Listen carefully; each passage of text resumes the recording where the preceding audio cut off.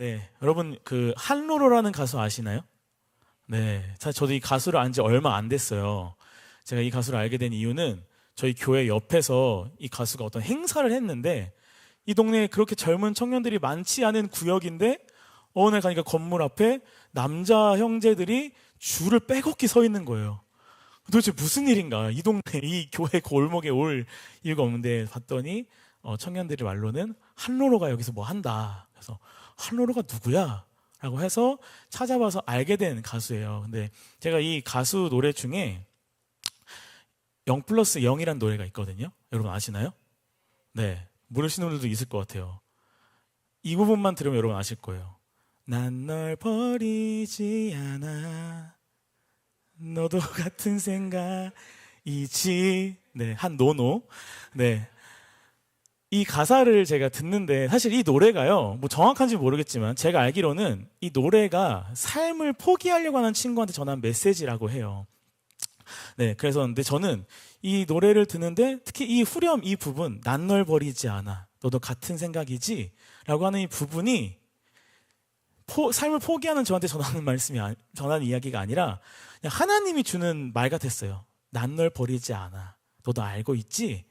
라는 마음을 주시는 거예요. 그래서 이 부분을 들을 때마다 자꾸 제 마음에 약간 울림이 있어요. 나는 하나님 앞에 살아갈 때 잘 살아가지 못하는 모습도 너무나 많고 나의 생각이, 나의 마음이 하나님으로부터 벗어날 때가 너무나 많은데 그런데도 하나님께서 나를 향해서 나는 널 버리지 않아 라고 말씀하시는 것 같아서 너무 제한테는 마음에 울림이 있는 노래였던 것 같아요.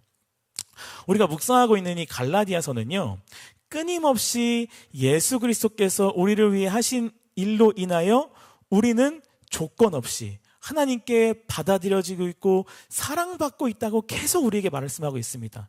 이 사실이 여러분 우리에게 지금 계속 몇 주 동안 지식적으로 들어오고 있는데 사실 오늘 저는 이 말씀을 함께 나누면서 오늘 이 들어오는 말씀의 지식이 우리가 하나님을 알아가는 단순한 지식적인 체험에 있는 시간이 아니라 마음으로 좀 다가오는 시간이 되었으면 좋겠어요. 마음으로 그 말씀의 그 지식이 내려가는 시간이 되었으면 좋겠습니다. 왜냐하면요, 오늘 우리가 주시는 이 말씀에 여러분 같이 읽어봤지만 딱 한 번 읽으면 여러분 무슨 말인지 알겠어요? 저는 이 설교를 준비하면서 몇 번 읽었는지 모르겠어요. 무슨 말인지 모르겠는 거예요. 도대체 율법에 대한 얘기긴 한 것 같은데 뭘 말하는 거지? 오늘 이 주제는 제가 말하는 것처럼 읽다 보면 한 가지 주제를 알게 됩니다. 뭐가 가장 많이 나오죠? 율법이 가장 많이 나와요. 율법. 한 가지 든 생각이 있습니다. 갈라디아서가 말하는 게 계속 뭐라고요? 하나님이 하신 일 때문에, 예수 그리스도가 하신 일 때문에 우리가 어떠한 조건 없이 하나님께 받아들여지고 사랑받는 존재다라는 것을 계속 이야기하고 바울이 주장하고 있는데 우리에게 무엇이 주어졌어요? 율법이 주어졌어요.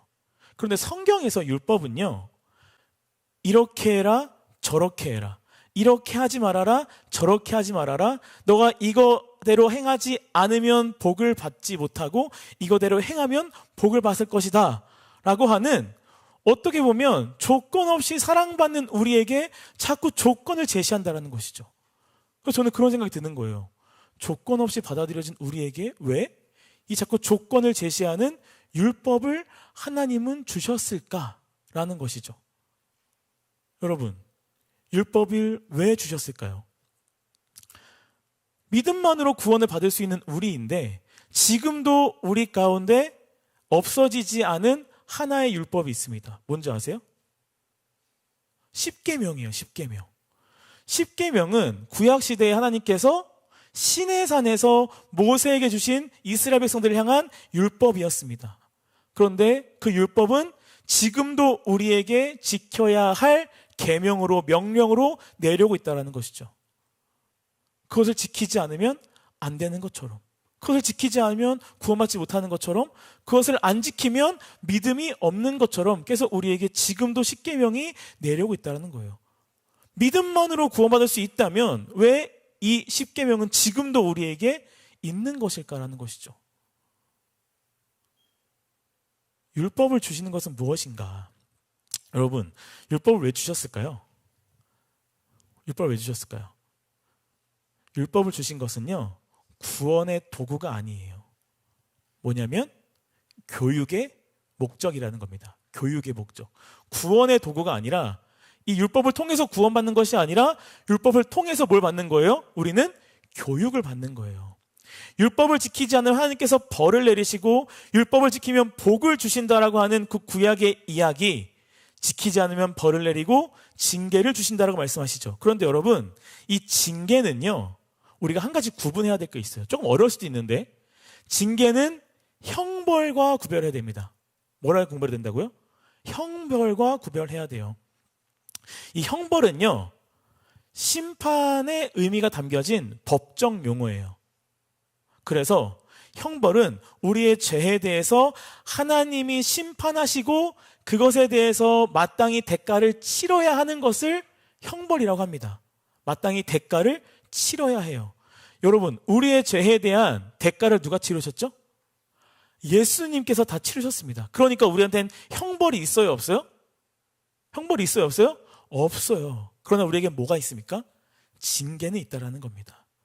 예수님께서 우리의 죄를 짊어지시고 십자가에 올라가서 그 대가를 다 받으셨기에 심판으로 죽음이라는 대가를 치르셨기 때문에 우리는 더 이상 하나님으로부터 형벌을 받지 않는데요. 그런데 우리에게는 여전히 징계가 있다는 거예요.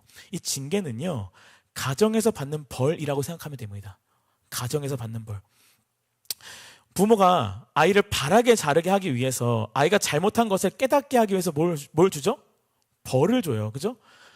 제 시대만 해도 팬티만 입고 쫓겨나거나 아니면 맨날 그 집에 회초리가 있어서 엄마가 뭘로 맞을래 고르라고 했던가, 아니면 엄마가 너무 화가 나면 집히는 걸로 때리기도 했는데, 요즘에는 또 육아법이 바뀌어가지고 그죠? 체벌하면 안 된다 이런 것들이 많다 보니까 좀 바뀌긴 했지만, 그래도 지금도 똑같이 교육하라는 건 뭐냐면 아이가 잘못한 것과 잘한 것을 구분하기 위하여 부모는 아이를 반드시 교육해야 된다라는 것은 지금도 변함없이 우리에게 내려오는 것들이라는 겁니다. 징계받는 아이의 입장에서는 어떻게 할까요? 집에서 벌을 받는 아이의 입장에서는 어떻게 할까요? 고통스럽습니다. 힘들어요. 억울하기도 합니다. 그래서 부모님이 밉기도 하고 부모님으로부터 벗어나고 싶은 마음이 생기기도 해요. 그런데 여러분, 집에서 부모님이 아이에게 내리는 이 벌은요, 단순히 아이를 고통스럽게 만드는 것이 목적일까요? 아니라는 거예요.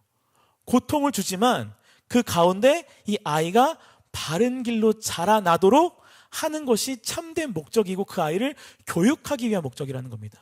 이 율법을 통한 우리에게 하나님께서 징계를 내려주신 징계가요, 우리에게 고난을 허용하셔서 우리를 참된 길로 인도하시는 교육의 목적이라는 것이죠.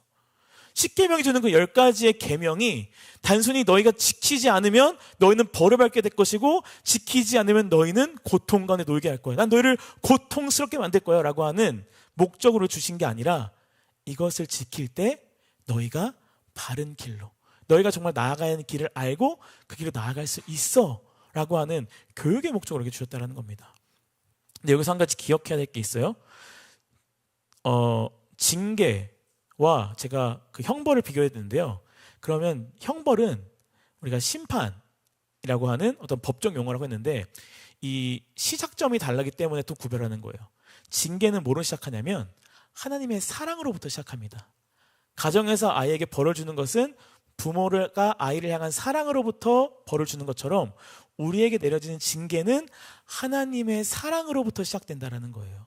그런데 형벌은 뭘로부터 시작할까요? 하나님의 진노로부터 시작합니다. 예수 그리스도께서 십자가에 죽으실 때 하나님께서 사랑의 마음으로 예수님을 치시지 않으셨어요. 진노의 마음으로 예수님과 관계를 끊으시고 어둠 속에서 그를 죽음으로 나가게 하셨습니다. 진노 가운데 시작된 거예요. 그러니 우리가 받는 이 징계, 우리가 받는 이 고난, 우리가 받는 이 고통은 뭐로부터 시작하는 거라고요? 하나님의 사랑으로부터 시작한다는 겁니다. 고통 가운데 있을지라도, 고난 가운데 있을지라도, 내가 징계받는 것처럼 여겨질지라도 그것이 나에게 고통으로 끝나지 않는 이유는 그 시작점이 우리를 향한 하나님의 사랑이기 때문이라는 거예요. 그래서 우리는 징계받지만 우리는 예수 그리스도 안에서 끝까지 우리를 사랑하시고 조건 없이 받으시며 우리를 어떻게 하신다? 버리지 않으신다라는 것이죠. 그래서 우리를 버리지 않는다라는 거예요. 그 이야기를 계속 하는 겁니다. 특히 오늘 뭘 통해서? 이 율법을 통해서 한 번 더 이야기하세요.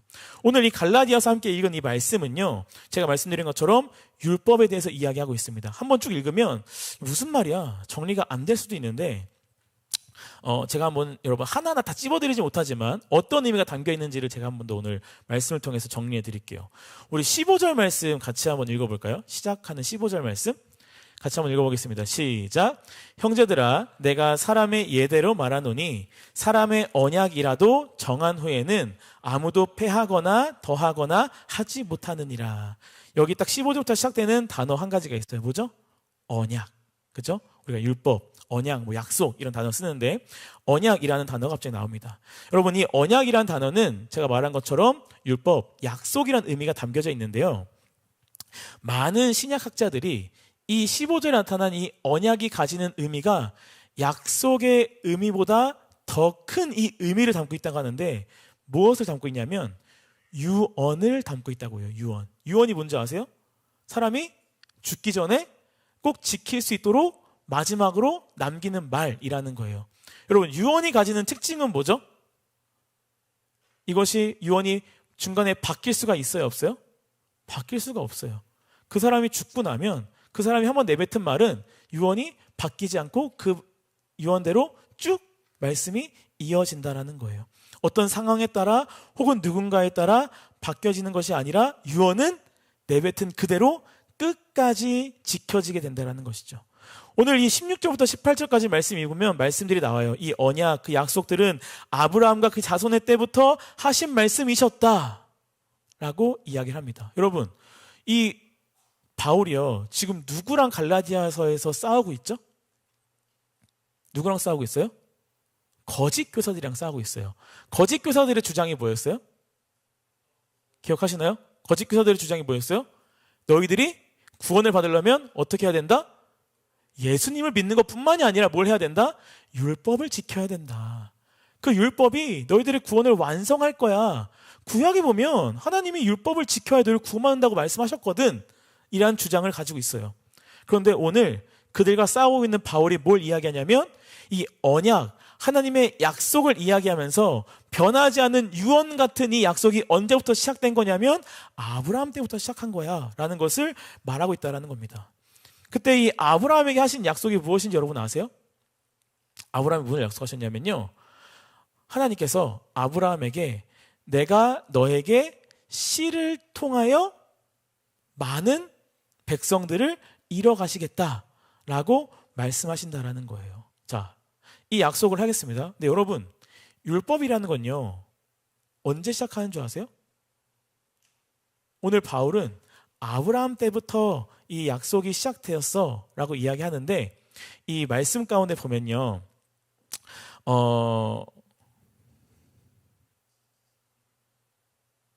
우리 16절 말씀 한번 읽어보면 같이 한번 읽어볼까요? 16절 말씀.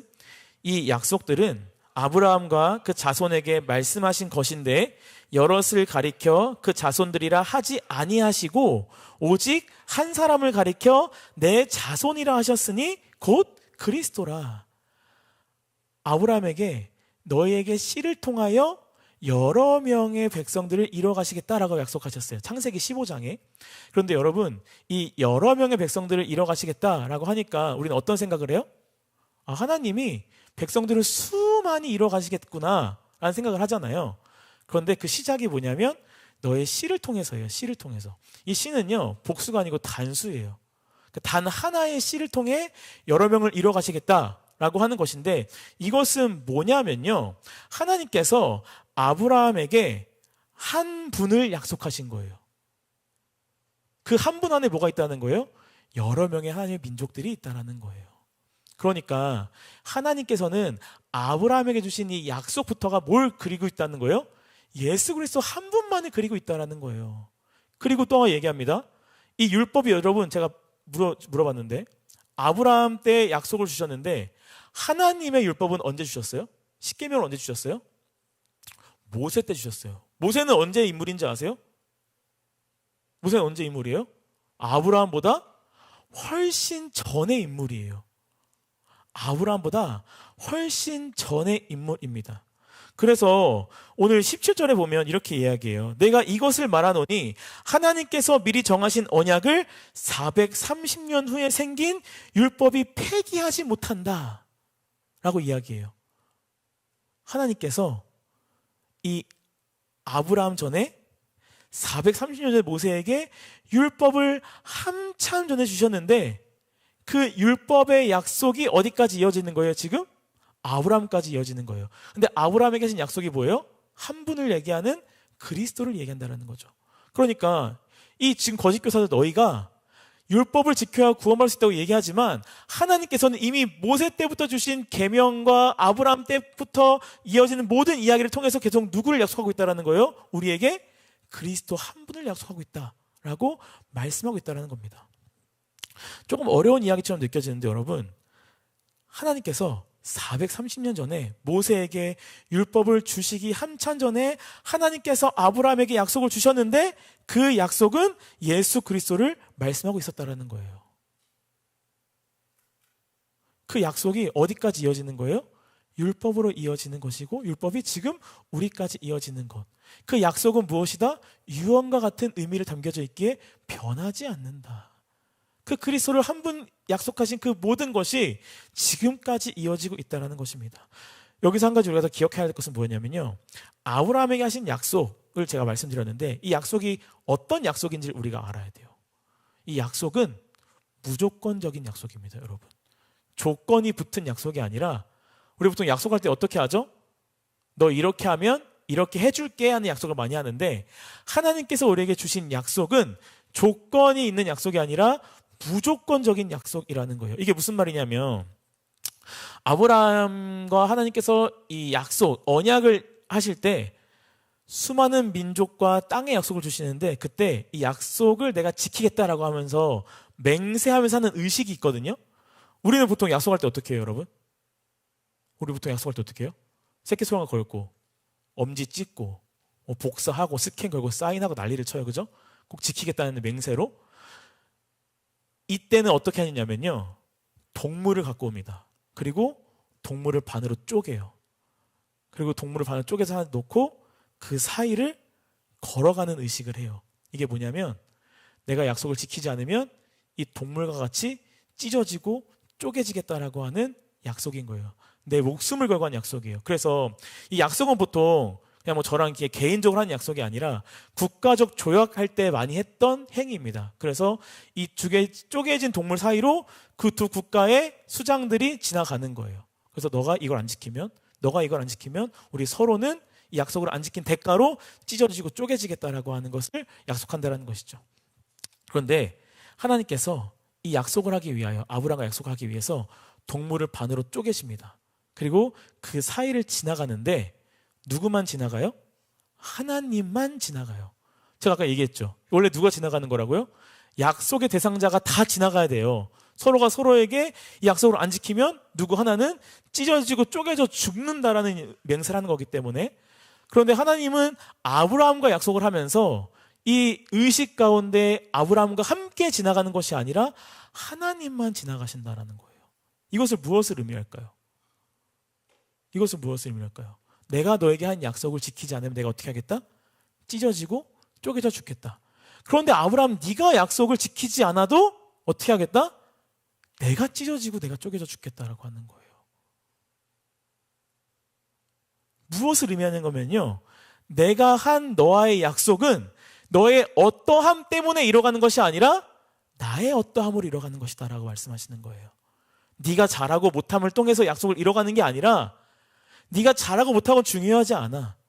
내가 가진 나의 신실함으로, 나의 전능함으로, 나의 오직 거룩함으로 이 모든 것들을 다 이루어 갈 거야 라는 것을 약속하신 거예요. 그래서 하나님께서 주신 약속은 어떤 약속이다? 무조건적인 약속이에요. 상대방의 어떠함이 중요하지 않아요. 약속을 하신 하나님이 어떠함이 중요하기 때문이라는 겁니다. 그래서 무조건적인 약속이에요. 그래서 오늘 말씀에 이 언약이 유언의 의미가 담겨져 있다고 했잖아요. 그 말 즉슨 그 약속은 시간이 지나도 변하지 않아요. 하나님께서 아브라함에게 하시는 그 약속, 너의 어떠함으로 내 약속을 지켜나가겠다라고 하는 그 약속은 변하지 않고 지금까지 우리에게 이어져 온 거라는 겁니다. 그래서 어떻게 하셨어요? 무조건적인 사랑으로 우리의 어떠함과 상관없이 조건 없이 어떻게 하셨어요? 예수 그리스도를 십자가에 못 박혀 죽게 만드신 거예요. 그 약속이 어느 때부터다? 아브라함 때부터 있었다. 언약이 있기 전부터 있었다라는 겁니다, 여러분. 그것을 오늘 바울이 계속 이야기하는 거예요. 그 사랑은, 그 말씀은 변하지 않는다라는 것을 계속 말씀하시는 것이죠. 잠깐 정리하면 바울은 뭐예요? 구원은 오직 믿음으로 받는 것인데, 이것은 구약의 성경시대부터 이야기했어. 너희가 이야기하는 구약의 성경시대 때 하나님이 율법을 지켜야 구원을 받을 수 있다라고 하는 그 전부터, 아브라함의 때부터 이것을 약속하셔서 하나님이 변하지 않는 약속으로 지금까지 이어오고 계신 거야. 너희들이 갖고 있는 생각은 틀렸어 라는 것을 말한다라는 거예요. 하나님은 말을 뒤집는 분도 아니시고 변화시키신 분도 아니시다라는 거예요. 자, 그러면 제가 이 오늘 말씀 가운데 서두에 던져드렸던, 그러면 왜 우리에게 이 율법을 주셨는가죠? 왜 율법을 주셨는가? 하나님께서 아브라함 때부터 약속하셨다면서요. 왜 율법을 주셨어요? 자, 22절 말씀 한 번 더 우리 같이 읽어볼게요. 22절 말씀 시작. 그러나 성경이 모든 것을 죄 아래 가두었으니 이는 예수 그리스도를 믿음으로 말미암는 약속을 믿는 자들에게 주려 함이라.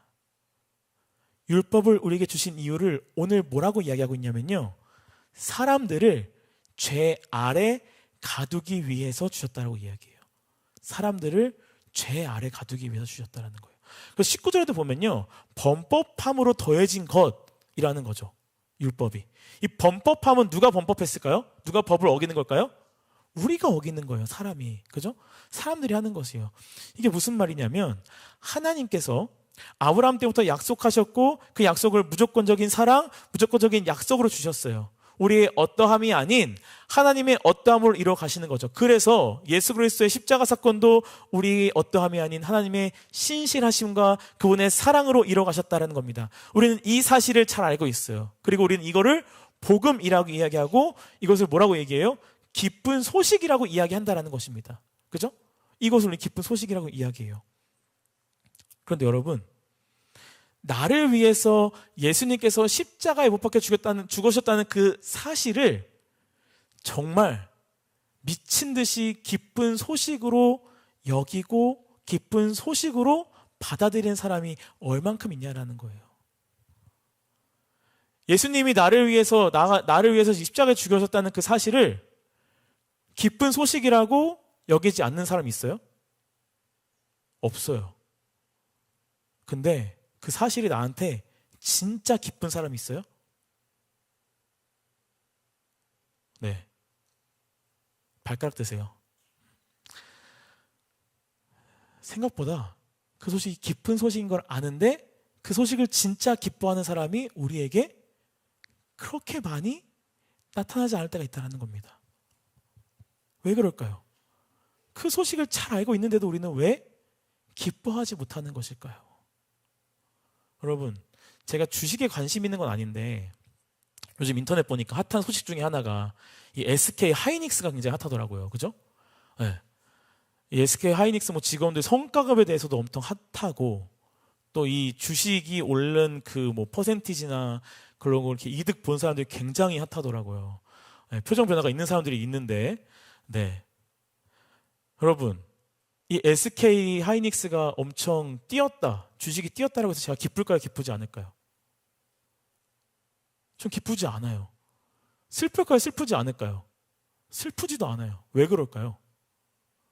엄청 기쁜 소식이잖아요. 주가가 뛰은 건데. 네? 어떤 사람은 넣어가지고 3만 얼마에 사가지고 보니까 지금 80몇 원 어떻게 얻었던 사람 있고, 누군 성과급이 10억 받고 20억 받고 막 이런다는데, 저는 그게 크게 기쁘지가 않아요. 왜 그럴까요? 저한테 관심이 있는 분야가 아니기 때문이에요. SK 하이닉스 주식이 오르고 내리고는 저한테 관심이 없어요. 관심 있는 사람들은 기쁘겠죠. 관심 없는 사람들은 그러든지 말든지. 구원의 소식이 기쁜 소식이 되고 그것이 우리에게 진짜 기쁜 것은요, 우리가 구원에 관심이 있을 때라는 겁니다. 어떤 관심? 내가 진짜 하나님이 나를 위하여 죽을 수밖에 없었다라는 그 사실을 인정하고 받아들이고 깨닫고 알고 있고 그것을 마음으로 붙잡고 있는 사람들일 때 그 소식이 기쁘게 다가온다라는 거예요. 여러분, 우리는 관심이 없으면요, 예수님 널 위해 죽었대, 십자가에 죽으셨대 라고 하는 이야기에 이렇게 반응할 수 있습니다. 아, 그래? 뭐 맞는 이야기 같기도 해. 혹은 어떤 사람들이 이렇게 이야기할 수 있어요. 그래서 어쩌라고? 왜 그럴까요? 그 사람들은 관심이 없어요. 그러든지 말든지입니다. 생각보다 많은 사람들이 이 사실이 기쁜 소식이라는 사실을 인정하고 있지만 나의 마음으로 기뻐하지 못하고 있다는 것, 그것은 우리가 관심이 없기 때문에. 이 관심이 없다는 것은 뭐로 말씀하고 뭐로 이야기할 수 있냐면, 우리가 우리 스스로 죄인됨을 인정하지 않는다라는 거예요. 아, 전 죄인인데, 저 죄인인 거 아는데요, 저 죄인인 거 인정하는데요. 여러분들이 얼만큼 죄인인지를 알지 못하기에 그 구원의 기쁜 소식이 얼만큼 큰 기쁜 소식인지를 온전히 누리지 못한다는 거예요. 여러분, 여러분들에게 하나님께서 당신이 지금까지 살아온 죄에 대해서 형벌로 영원한 지옥에 여러분들을 보낸다고 한다면 여러분들 이게 정당하다고 여겨지시겠어요? 예수의 구원이 없었다고 생각하고 하나님께서 여러분들의 죄를 보고 여러분들을 그 죄의 형벌로 지옥에 보내겠다라고 하면, 아, 그래, 맞아, 난 지옥 가도 나는 마땅해 라고 인정할 사람이 몇이나 되겠냐라는 거죠. 누군가는 그렇게 지옥 가야죠, 어쩔 수 없죠 라고 할 수 있겠지만, 많은 사람들은 우리 안에 하나님이 왜 나를 그렇게까지 지옥에 보내 라고 하는 억울함과 인정하지 못함이 우리 가운데 놓여지게 된다는 겁니다. 그것이 뭐예요? 우리가 얼만큼 죄인인지를 우리 스스로가 깨닫고 알지 못한다는 거예요. 그렇기 때문에 우리는 우리에게 있어서 우리 자신이 얼마나 이 구원이 필요할 정도의 사람인지를 생각하지 않는다는 것이죠. 하나님께서 내가 정말 구원이 필요할 정도로, 심지어 나를 구원하시기 위해서 자신의 아들을 죽여서까지 나를 구원할 정도로 내가 심각하고 엄청난 죄에 빠진 죄인이라는 사실을 납득하지 못한다는 겁니다. 이 사실을 깨닫게 해주는 게 뭐라는 거예요? 율법이라는 거예요. 율법. 율법을 우리에게 주신 이유는 하나님께서 우리에게 얼마나 우리의 죄인인지를 알게 하시기 위함이라는 겁니다. 그러면 여러분, 율법은요, 어떻게 우리가 죄인이라는 사실을 납득시킬까요? 율법은 계속 죄인이라고 이야기해요. 죄인인 건 알겠어. 근데 내가 얼마큼 큰 죄인인지를 모르잖아요. 율법은 어떻게 우리가 얼마나 큰 죄인인지를 납득시키는가라는 거죠. 두 가지 방식으로 납득시키는데요. 첫 번째는 우리가 누구인지를 깨닫게 합니다. 우리가 누구인지를 깨닫게 해요. 그리고 또 하나는 동시에 하나님이 누구인지를 깨닫게 해요. 나를 깨닫게 하고 하나님이 누구인지를 깨닫게 하는 방식을 택하세요. 먼저 율법은 우리가 어떤 존재인지, 우리가 누구인지를 깨닫게 한다고 말씀드렸어요. 우리가 어떤 문제 앞에 서게 될 때가 있어요. 그 문제 속에서 말씀이 우리의 삶에 적용되어져야 할 때가 있습니다. 혹은 문제가 없더라도 말씀이 우리 삶에 적용되어져서 말씀으로 삶을 살아내야 될 때가 있어요. 그때 우리가 좀 깨닫게 될 때가 있습니다. 하나님께서 우리에게 주신 십계명, 이것이 율법이잖아요. 이 십계명을 보면요, 그 의미를 더 알 수 있는데, 십계명을 보면 이 10가지의 계명들을 볼 때 우리가 하나님이 우리에게 어떻게 행동해 라고 명령하시는 것처럼 보이지만, 사실 우리의 행동을 명령하시는 것이 아니라 우리의 마음을 명령하시는 말씀들이라는 거예요. 십계명이 우리의 마음을 명령하시는 것. 로마서 7장에 보면 이렇게 말씀하고 있어요. 바울이 로마서 7장 7절 말씀인데 우리 같이 한번 읽어보겠습니다. 그런즉 우리가 무슨 말을 하리요? 율법이 죄냐? 그럴 수 없느니라. 율법으로 말미암지 않고는 내가 죄를 알지 못하였으니 곧 율법이 탐내지 말라 하지 아니하였더라면 내가 탐심을 알지 못하였느니라. 이 십계명을 보다 보면요, 우리가 찔리는 것도 있지만 찔리지 않는 것도 있어요. 여러분, 살인하지 말라 이 말씀에 찔리는 사람 있어요? 아, 나 어제 사람 하나 죽였는데 좀 찔리네, 이런 사람 있어요? 내가 과거에 몇 명 좀 죽인 적 있는데 좀 찔린 사람 있어요? 없어요. 부모님 공경하라 찔린 사람 있어요? 몇 명 있을 수 있습니다. 그죠? 저도 찔려요. 네. 우리가 이 십계명을 보다 보면 찔리지 않을 수 있는 것도 있고 찔리는 것도 있다라는 거예요. 그런데 여기서 봤을 때, 우리가 겉으로만 봤을 때는 찔리지 않는 것들이 더 많을 수도 있어요. 하나님께서 나 외에는 다른 신들을 섬기지 말라, 우상을 만들지 말라, 안식일을 지켜라, 이런 것들을 볼 때 나는 뭐 다른 종교 별로 이렇게 뭐 하지 않아. 내가 뭐 우상을 만들어서 절하는 것도 아니야. 안식일 예배 잘 드리고 주일려고 나가려고 하고 있잖아. 잘 지키고 있어. 사람 죽이지 않고 있고, 다른 사람 거 빼앗지 않으려고 하고 있고, 부모님 그래도 공경하려고 나는 노력하려고 하는 모습들이 내 안에 있어 라고 생각하면서 겉으로 보기에는 문제가 없는 것처럼 보여집니다. 그런데 마지막 10번째 계명이 뭔지 아세요, 여러분? 마지막 10번째 계명? 탐내지 말라예요. 탐내지 말라. 이 탐내지 말라는 뭡니까? 뭐의 문제예요? 우리 마음의 문제예요. 앞에서는 행동인 것처럼 얘기하고 있지만 마지막에 하나님께서 깨닫게 하세요. 마음의 문제인 것을. 우리가 행동하지 않고 마음으로 짓는 죄에서 우리는 크게 여기지 않고 생각하지 않을 때가 너무나 많으나, 우리가 경험하는 모든 문제는 사실 우리의 마음에서 발생되는 경우가 굉장히 많다라는 거예요. 예를 들면 이런 거죠. 교회 공동체 안에, 여러분, 교회 공동체 안에 문제가 생길 때가 많아요. 이런 문제 저런 문제가 생길 때가 많은데, 교회 안에 특히 공동체 안에 생기는 문제들 가운데는요, 악행 때문에 생기는 문제가 많을까요? 선행 때문에 생기는 문제가 많을까요? 돌아보면 생각보다 선행 때문에 생기는 문제가 진짜 많아요. 누군가가 진짜 마음 먹고 악하게 행동해서 하는 문제들은 그렇게 많지는 않습니다. 그런데 누군가가 했던 크고 작은 선행들이 오히려 문제가 될 때가 많다라는 거예요. 이게 왜 문제가 되냐면 이런 거죠. 예배를 잘 드리는 사람이 있습니다. 우리가 이번 주부터 새벽 예배 나오기로 약속을 해요. 우리끼리. 새벽 예배를 잘 드리는 사람은 새벽 예배를 잘 드려요. 그런데 새벽 예배를 잘 드리는 사람이 어떤 마음을 갖게 되냐면, 안 나오는 사람들을 정죄하는 마음을 갖게 됩니다. 나 이렇게 열심히 나오는데, 다 같이 약속했잖아. 나 이렇게 열심히 매일매일 나오려고 노력하는데 저 사람은 나올 마음도 없는 것 같고 별 신경도 안 쓰는 것 같고 왜 나만 잘 나와? 억울하네? 하는 정죄된 마음이 있어요. 우리가 서로에게 서로 섬기기를 약속했습니다. 사랑하기를 약속했어요. 사랑하기를 약속했는데 누군가는 노력하지도 않는 모습 보여요. 그냥 그 말투 그대로, 그 모습 그대로, 그 행동 그대로 그냥 살아가는 거예요. 화가 납니다. 나는 약속해서 나름 누군가를 용서하려고 내 말투도 고쳐보려고 하고 내 목소리도 낮춰보려고 하고 좀 좋게 해보려고 하는데 저 사람은 말투도 그대로, 행동도 그대로, 생각도 그대로. 우리가 하려고 하는 선행이 오히려 문제를 일으키는 때가 많다는 거예요. 여러분, 이 문제는 어디서부터 시작해요? 나의 마음에서 시작해요. 예배는 잘 나옵니다. 그런데 그 예배에 잘 나오는 마음이 예배가 좋아서 나오는 마음보다는 싫은 마음이 담겨져서 나오는 거예요.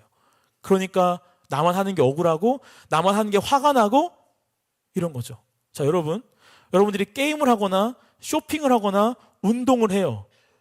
그때 여러분들이 보면서 아, 쟤 왜 게임 안 해? 아, 쟤 왜 쇼핑 왜 안 해? 아, 쟤 운동 왜 안 해? 아, 억울하네? 하는 사람 있어요? 없어요. 하던 말던 난 즐거우니까 합니다. 저 하던 말던 나는 게임을, 난 쇼핑을, 난 운동을, 내가 하고 싶은 것들을 즐겁게 해요. 왜? 즐거운 마음에 하니까 그렇습니다. 즐거운 마음에 하니까. 우리가 선행이란 이름으로 하고 있지만 그 안에는 하기 싫은 마음이 있기 때문에 그것이 다른 사람을 향한 화살로 나아갈 때가 너무 많겠다라는 거예요. 그러니까 우리에게 있어서 중요한 게 이거예요. 선행을 하냐 악행을 하냐 이것이 중요한 게 아니라 무엇이 중요하다? 우리의 마음이 어떠한 상태로 있느냐가 진짜 중요하다라는 거예요. 그 마음의 문제가 우리의 삶을, 우리의 환경을, 우리의 상황을 고통스럽게 만든다라는 것입니다. 이것을 바울이 깨달은 것이고 성경이 우리에게 말씀하고 있는 거예요. 그래서 율법에도 뭐예요? 탐심하지 말라, 탐내지 말라, 너희의 마음을 잘 지키라 라고 말씀하고 있다는 것이죠. 그 사실 안에서 우리는, 그 율법 안에서 우리는 깨닫게 되는 거예요. 내가 얼마나 연약하고 죄악된 존재인지를 깨닫게 되어지고 드러나기 시작한다는 겁니다. 내가 얼마나 교활한지, 내가 얼마나 자기 합리화 속에 살아가고 있는지, 내가 얼마나 자기 중심적 생각 속에, 사고 속에 모든 것을 해석하고 판단하면서 그것이 정의인 것처럼, 정답인 것처럼 내 뜻을 굽히지 않고 세워가며 살아가고 있는 얼마나 교활한 죄인인지, 연약한 존재인지를 우리가 이 율법 안에서 드러나고 알게 된다는 거예요. 그걸 알게 될 때 뭘 알게 되냐면 하나님이 어떠한 분인지를 알게 된다는 겁니다. 우리가 율법을 보면 볼수록, 그것을 이해하면 이해할수록 율법이 얼마나 공정하고 얼마나 큰지를 알게 돼요. 또 그 율법이 얼마나 위대한 건지를 알게 됩니다. 그래서 그 율법을 명하신 하나님이 우리에게 얼마나 크신 분인지를 알게 된다는 거예요. 여러분, 십계명에 하나님의 크심이 나타나요. 어디 나타나는 줄 아세요? 십계명 보면 여러분, 뭐뭐 하지 마라, 뭐뭐 하지 마라 이러잖아요. 근데 조건을 붙여요, 안 붙여요? 안 붙여요. 이러니까 이런 거 하지 마. 이러면 안 되니까 이런 거 하지 마. 이러니까 이런 거 하지 마가 아니에요. 다 하지 마, 하지 마, 하지 마, 하지 마예요. 여러분 누군가에게 명령할 때 뭘 하지 마라고 그냥 어떤 조건 없이 명령을 내릴 수가 있는 사람이 있다고 해봅시다. 그럼 거의 대부분 그 사람은 누구죠? 나보다 위에 있는 사람이에요. 그죠? 내 위에 있는 사람은 가끔 설명하지 않고 나에게 명령할 때가 있습니다. 하나님께서 십계명 가운데 조건을 붙이지 않고 하지 말라 명령하신 것은 그분이 이해심이 덜해서, 뭐 공감대가 없어서, 사랑이 부족해서가 아니라, 친절하지 않기 때문이 아니라 그분은 절대자이기 때문에 가능하다는 거예요. 이 말씀이 누구 한 명과 이런 거 아니라 이 땅에는 모든 사람들에게 다 하신 명령입니다. 그러니까 성경을 읽으면 누구나가 다 읽어요. 하지 말라, 하지 말라. 이건 뭐예요? 이 땅의 모든 것 가운데 가장 위에 있으신 분이 누구다? 하나님이다라는 거예요. 하나님이 이 땅의 절대자이자 주권자라는 것을 십계명 가운데 말씀하고 있다는 것이죠. 이 설명 없이 명령한다는 이것만으로도 우리에게 하나님이 얼마나 크신 분인지, 얼마나 높고 위대하신 분인지를 우리에게 말씀하고 있다는 겁니다. 그렇게 우리의 죄가 그 크신 분 앞에서 얼마나 큰지 다시 한번 우리는 반면하여 깨닫게 된다는 거예요. 여러분, 우리가 얼마나 내가 죄인인지, 또 하나님을 이렇게 크게 안 보는지, 저 하나님 진짜 사랑하는데요, 하나님 크신 분인 거 알고 있죠? 라고 생각하지만 하나님을 크게 생각하지 않는 것이 우리 대부분인데, 여러분들 혹시나 이제 여러분들이 좋아하는 공동체나 어떤 뭐 회사, 학교, 뭐 우리 공동체 안에도 내가 너무 좋아하고 귀히 여기는 사람이 있었는데, 예를 들게요. 내가 그 사람한테 실수를 했다 하는 거예요. 그죠? 그래서 그 사람이 너무 많이 화가 났어.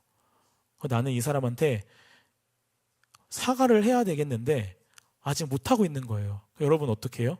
사과할 때까지 마음이 불편하고 밤잠도 안 오고 막 어떻게 해야 될지 계속 고민하고, 막 친한 사람한테 물어봅니다. 나 이 사람한테 이렇게 했는데 어떻게 하지? 어떻게 사과할 수 있을까? 너가 좀 물고 좀 터줄래? 막 엄청 노력을 많이 해요. 여러 가지로. 그죠? 고민하고 막 애달합니다. 그런데 여러분들이 하나님 앞에 어떤 죄를 지었어요. 여러분, 하나님께 죄 지었다고 해서 나 어떻게 회개하지? 나 진짜 못 살겠다. 큰일 났다. 어떡하지? 어떡하지 하면서 여러분 밤새 고민하고 잠 못 자고 애달는 사람 있어요? 뭐 있을 수도 있는데 거의 없어요. 잘 잡니다. 오늘 죄를 지었지만 잘 자요. 왜요? 나에게서는 하나님께 크신 분이 아니기 때문이에요. 생각보다. 내가 하나님을 크게 여기지 않기 때문이에요.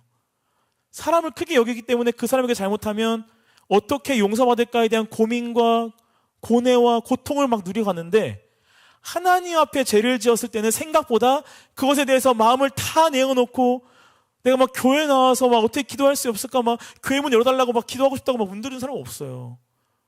그냥 잘 자요. 오늘은 좀 어떻게 해야 다음에 잘해보지 뭐 이러고. 하나님이 사랑으로 다 용서하시는 분이기 때문도 있지만 우리가 그만큼 하나님을 얼마나 크신 분인지를 인식하지 못하고 인지하지 못하기 때문에 그런 마음이 들 때가 많다는 거예요. 복음의 진가를 알게 될 때 여러분, 율법은 하나님을 알게 하고 우리를 알게 합니다. 그래서 우리를 하나님께 예수 그리스도께로 인도해 간다는 거예요. 오늘 말씀 24절 마지막 한번 같이 읽어볼게요. 같이 읽어보겠습니다. 시작. 이같이 율법이 우리를 그리스도께로 인도하는 초등교사가 되어 우리로 하여금 믿음으로 말미암아 의롭다함을 얻게 하려 함이라. 율법이 우리를 그리스도께 인도하는 뭐가 된대요? 초등교사가 된대요. 여러분, 이 초등교사 성경에서 많이 나오잖아요. 초등교사가 뭔 것 같아요? 그냥 보면 지금의 어떤 초등교사, 그죠?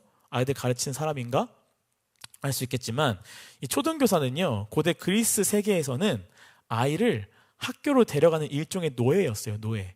근데 노예 중에서도 좀 상급 노예였어요. 고등 노예. 근데 이 노예가 하는 일은 아이를 가르치는 일이 아니에요. 아이가 바른 길로 갈 수 있도록 도와주는 사람이었어요. 그래서 이 아이를 많이 훈육합니다. 거의 당시에는 이제 패는 거였죠.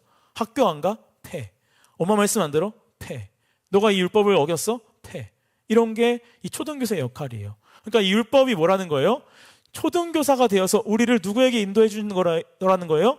예수 그리스도께로 인도해 주신다는 거예요. 여러분, 우리가 이 율법을 보다 보면요, 우리가 이게 이렇게 빠질 때가 있는데 율법주의적인 생각에 빠질 때가 있어요. 율법의 노예가 될 때가 있다는 겁니다. 이것이 무슨 말이냐면, 여러분들이 주일날 예배를 나오는 이유를 한번 생각해 보면 많은 사람들이 하나님 예배하기 위해서 나왔죠 라고 하지만 개 중에는 예배에 안 나오면 죄책감 때문에 나온 사람도 있어요. 이 죄책감이 어떤 죄책감이냐? 이번 주 한 주가 예배 안 나가면 한 주가 폭삭 망하는 거 아닐까? 내가 기도하고 꿈꾸고 있는데 오늘 예배 안 나가면 기도 제목 안 들어주시는 거 아닐까? 내가 오늘 예배 안 나가면 내 인생에 하나님께서 벌을 내려서 나를 넘어뜨리지 않을까? 라고 하는 두려움, 이 죄책감이 예배를 빠지지 않게 하는 요건이 됩니다. 자, 그러면 금요 예배는 예배일까요? 아닐까요? 똑같은 예배예요.